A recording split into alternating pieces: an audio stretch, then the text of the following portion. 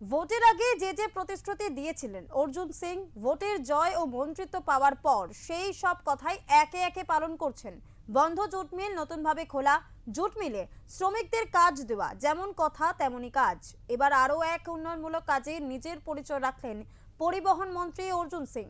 তিনি প্রতিশ্রুতি দিয়েছিলেন কাছড়াপাড়া থেকে ব্যারাকপুর পর্যন্ত সরকারি বাস চালানো হবে। সেই কথা মতোই 2রা জুলাই থেকে কাছড়াপাড়া থানা মোড় থেকে ব্যারাকপুর পর্যন্ত সরকারি বাসের পরিষেবা শুরু হয়েছে।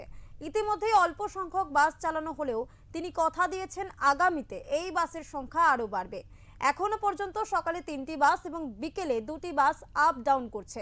মহিলাদের জন্য যে বিশেষ সুবিধা দিয়েছে রাজ্য সরকার, সেই কথা মতো এই সরকারি বাসগুলোতেও বিনামূল্যে বাসে চড়া যাবে বলেই জানা যাচ্ছে।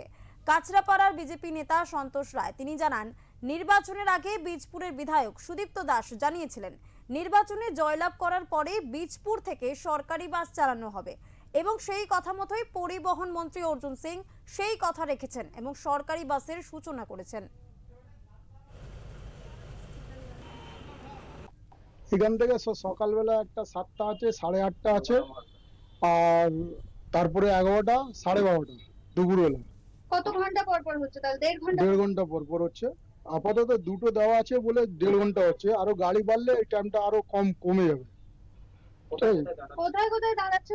অল স্টপিস, এইখান থেকে অল স্টপিস ছাড়াও মহিলারা হাত দেখালে আমরা তুলে নিচ্ছি, যেহেতু নতুন গাড়ি, ওরা তো জানে না গাড়ি চলছে। এবার হঠাৎ বাড়ি থেকে বেরোলো, গলি থেকে বেরোলো, ও দেখলো বাস আসছে, হাত দেখালো, আমরা তুলে নিচ্ছি। প্যাসেঞ্জার কেমন হচ্ছে? প্যাসেঞ্জার এখন হচ্ছে না। মহিলাদের জন্য যে ফ্রি এর পরিষেবাটা সেটা পুরো ফুল ফ্রি।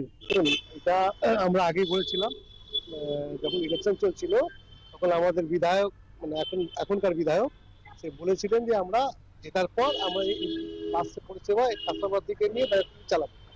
যেটা আমাদের পরিবহন মন্ত্রী মাননীয় শ্রী অর্জুন সিংজি সেই চেষ্টাটা করে চালিয়ে দেখিয়ে দিবে, তাতে মা বোনদের প্রচুর। কিন্তু সবচেয়ে বড় ফেসিলিটি আছে, আমার মা বোনরা যখন বাসে উঠবে, মা বোনকে 1 পয়সা ভাড়া দিতে হবে।